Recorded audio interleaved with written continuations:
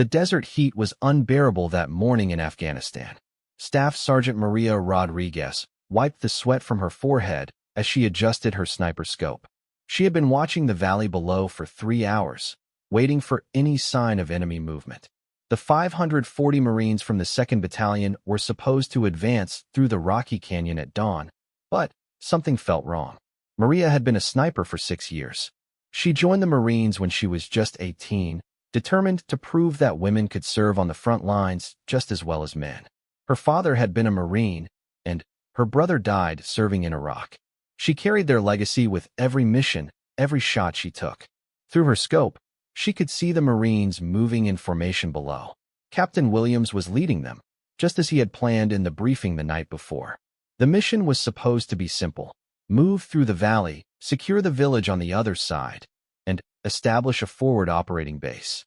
Intelligence reports said the area was mostly clear of Taliban fighters.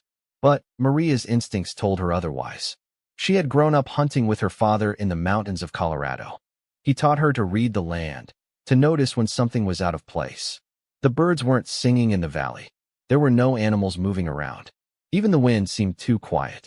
She radioed to her spotter, Corporal Johnson, who was lying next to her on the ridge. "Something's not right down there," she whispered into her headset. "It's too quiet." Johnson looked through his binoculars. "I see what you mean. But orders are orders. We're supposed to provide overwatch and nothing else." Maria knew he was right.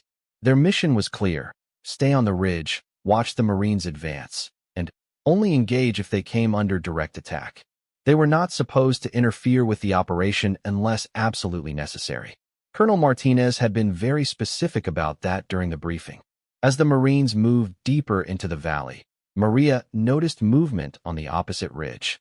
She adjusted her scope and saw men in dark clothing positioning themselves behind rocks. They had weapons, and they were clearly waiting for the right moment to attack. "Johnson, do you see that?" She pointed toward the opposite ridge. Johnson adjusted his binoculars and cursed under his breath. "That's at least 50 fighters, maybe more. They're setting up an ambush." Maria immediately tried to radio Captain Williams to warn him, but her radio crackled with static. The enemy must have been jamming their communications.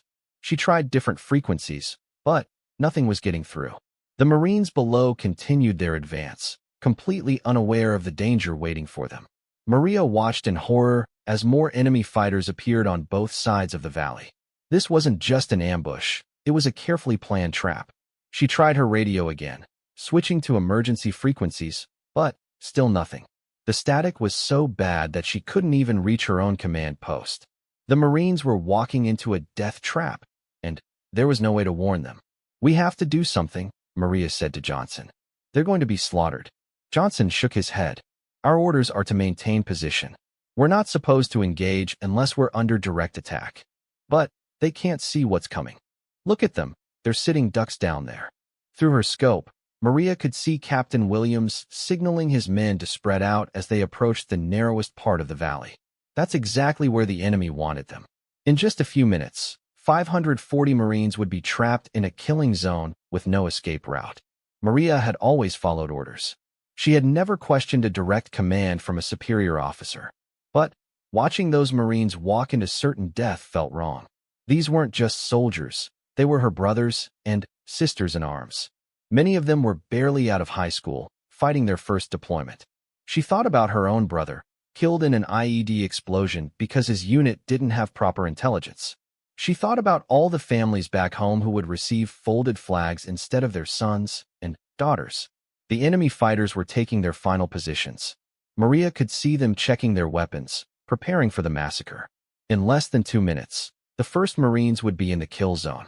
Maria made a decision that would change everything. She chambered a round in her rifle and took aim at the lead enemy fighter on the ridge. Maria's finger hovered over the trigger. She could hear Johnson beside her, frantically trying to reach command on his radio.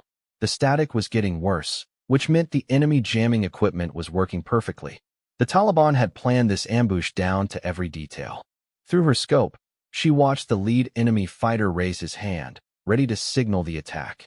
The Marines below were now spread out in the worst possible position, scattered across the valley floor with nowhere to take cover. Captain Williams was checking his map, probably trying to figure out why his GPS wasn't working properly. Maria knew that if she fired, she would be disobeying direct orders. She could face a court-martial, lose her rank, maybe even go to prison. But if she didn't fire, 540 Marines would die in the next 60 seconds. She pulled the trigger. The shot echoed across the valley like thunder. The enemy leader dropped instantly, his signal hand falling before he could give the command to attack. The other Taliban fighters looked around in confusion, trying to figure out where the shot had come from. "Rodriguez, what the hell are you doing?" Johnson shouted, but Maria was already working the bolt on her rifle, finding her next target. The Marines in the valley heard the gunshot and immediately took defensive positions, even though they couldn't see where it came from. Years of training had taught them to react first and ask questions later.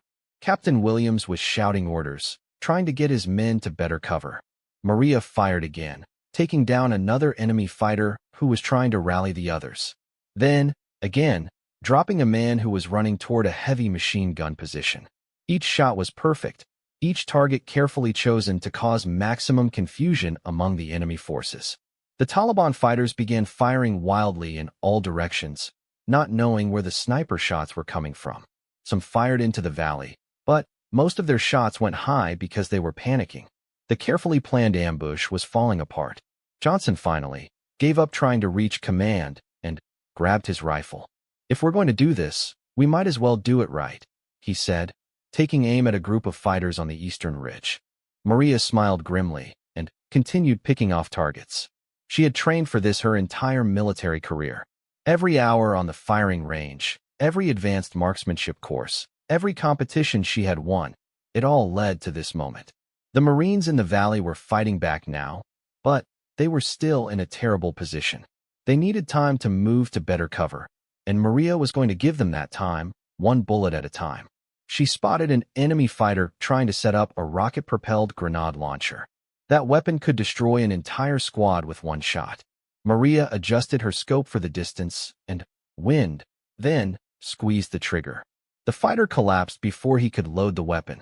More enemy fighters were arriving now, responding to the sound of battle.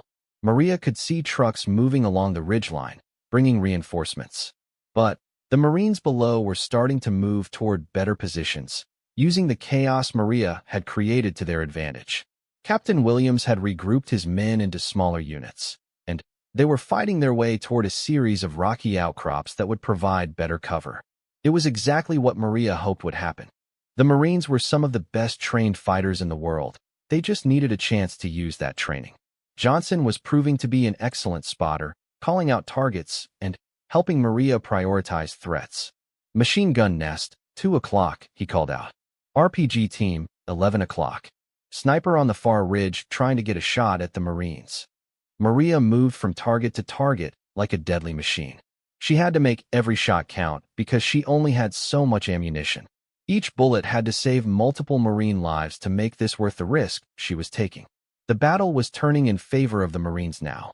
They had found good defensive positions and were returning effective fire.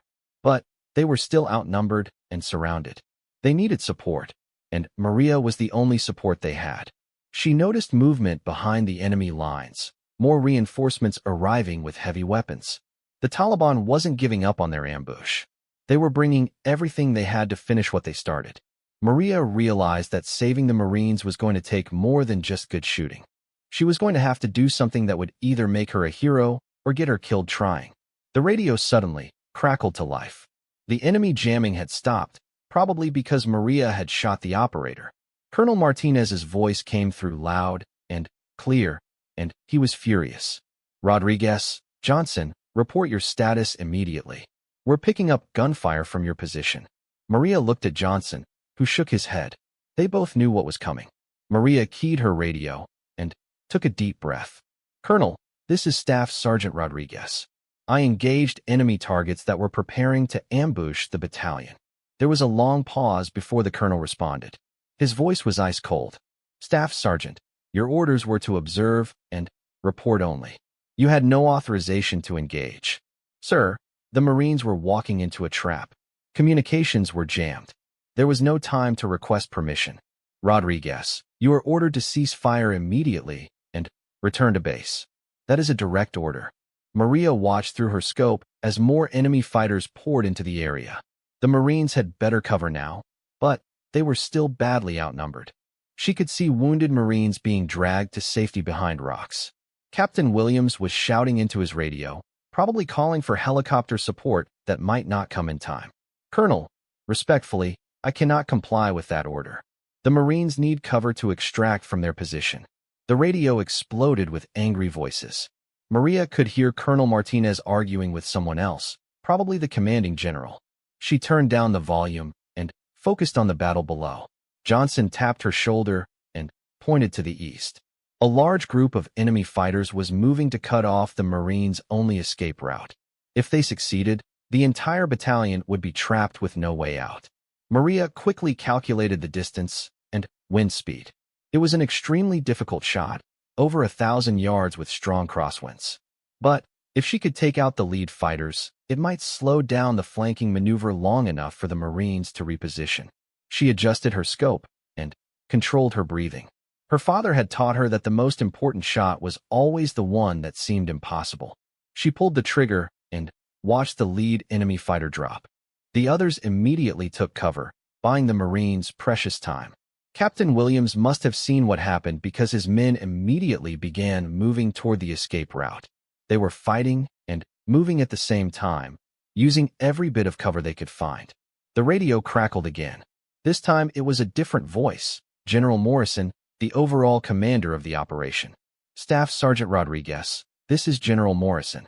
You are in violation of direct orders and rules of engagement. Cease fire immediately." Maria knew her career was over no matter what happened next. But 540 Marines were fighting for their lives, and she was the only thing standing between them and disaster. "General, with all due respect, I took an oath to protect my fellow Marines. I intend to honor that oath." She turned off her radio and handed it to Johnson. "If you want to follow orders, go ahead. I won't hold it against you." Johnson looked at the Marines fighting below, then at the enemy reinforcements still arriving. He threw his radio into the dirt and picked up his rifle. "My oath was the same as yours. Let's finish this." Maria had never been more proud to serve with someone. Together, they began systematically targeting enemy commanders and heavy weapons operators. Every shot was designed to disrupt the enemy's coordination and give the Marines a better chance to fight their way out. The battle raged for 2 more hours. Maria and Johnson provided covering fire while the Marines fought their way toward the extraction point, 1 yard at a time. Maria lost count of how many shots she fired, how many enemy fighters she dropped. She only focused on keeping her fellow Marines alive. Finally, she heard the sound she had been waiting for, helicopter rotors in the distance. The extraction birds were coming, but the Marines still had to reach the landing zone. The enemy wasn't going to let them go without a fight. Maria spotted enemy fighters setting up mortars that could destroy the helicopters before they landed. She had to make the most important shots of her life. The helicopters were still 5 minutes out, but Maria could see the enemy mortar teams setting up their weapons. One well-placed mortar round could bring down a helicopter full of Marines. She had to stop them before they could fire. The first mortar position was over 1,200 yards away, partially hidden behind a large boulder. Maria had to account for wind, elevation, and the fact that her target was moving. She steadied her rifle and fired.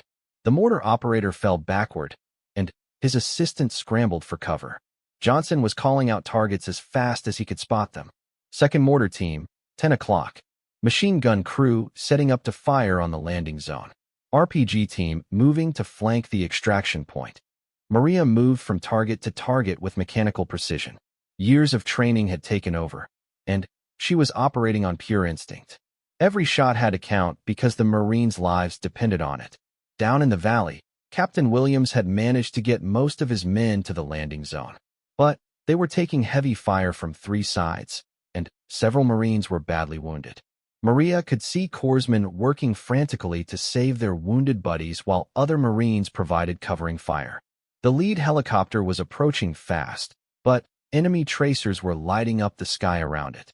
The pilot was taking evasive action, but Maria knew he couldn't land while under such heavy fire. She had to clear the landing zone. She spotted the main machine gun position that was targeting the helicopter. It was protected by sandbags and had excellent fields of fire. Taking out the gunner wouldn't be enough. She had to destroy the weapon itself. Maria aimed for the ammunition belt feeding into the machine gun. It was an almost impossible shot, but if she could hit it, the resulting explosion would take out the entire position. She held her breath, calculated the trajectory one more time, and fired. The ammunition belt exploded in a shower of sparks and smoke. The machine gun position went silent, and the helicopter was able to approach the landing zone. But Maria could see more enemy fighters moving toward the extraction point from all directions. The first helicopter touched down, and Marines began loading their wounded onto it. Captain Williams was directing the evacuation, making sure the most seriously injured got on the first bird out. Maria felt a surge of pride watching how these Marines took care of each other, even under fire. But the enemy wasn't giving up. Maria could see fighters with rocket-propelled grenades trying to get close enough to destroy the helicopter on the ground. She fired rapidly, dropping 2 RPG teams before they could get into position. Johnson suddenly grabbed her arm. "Maria, look behind us." She spun around and saw enemy fighters climbing up the backside of their ridge. They had been so focused on the battle below that they hadn't noticed the enemy flanking them. The fighters were only a few hundred yards away and closing fast. "We've got to move," Johnson said, grabbing his gear. But Maria looked back at the landing zone. The second helicopter was coming in, but there were still over 300 Marines waiting to be evacuated. If she left her position now, the enemy would have clear shots at the helicopters. "You go," she told Johnson. "Get back to base and tell them what happened here." "I'm not leaving you." "That's an order, Corporal. Someone needs to tell the truth about today." Johnson hesitated for a moment, then nodded. He knew Maria was right. He grabbed both their radios and started moving down the backside of the ridge, heading for the secondary extraction point. Maria turned back to her rifle and resumed firing. She could hear the enemy fighters behind her getting closer, but she couldn't worry about that now. The Marines below needed every second she could give them. The second helicopter was taking heavy fire as it approached. Maria could see bullet holes appearing in its fuselage, but the pilot kept coming. These helicopter crews were some of the bravest people in the military, flying into danger to save Marines on the ground. She targeted every enemy position she could see, firing as fast as she could work the bolt on her rifle. Her barrel was getting hot from continuous firing, and she was running low on ammunition. But more Marines were getting on the helicopters with each passing minute. Behind her, she could hear voices shouting in a language she didn't understand. The enemy fighters had almost reached her position. She had maybe 2 minutes before they would be close enough to attack her directly. Maria made a decision that would define the rest of her life, however long that might be. Maria grabbed all her remaining ammunition and moved to a new position on the ridge where she could see both the landing zone and the enemy fighters approaching from behind. She had maybe 50 rounds left, and there were still over 200 Marines waiting for evacuation. The third helicopter was approaching, but it was taking intense fire from multiple directions. Maria could see the pilot struggling to control the aircraft as bullets struck the windscreen and fuselage. She had to clear the landing zone one more time. She fired at every muzzle flash she could see, trying to suppress the enemy fire long enough for the helicopter to land safely. Behind her, the enemy fighters were getting closer. She could hear them calling to each other as they moved through the rocks. The helicopter touched down hard, and Marines immediately began loading their wounded comrades.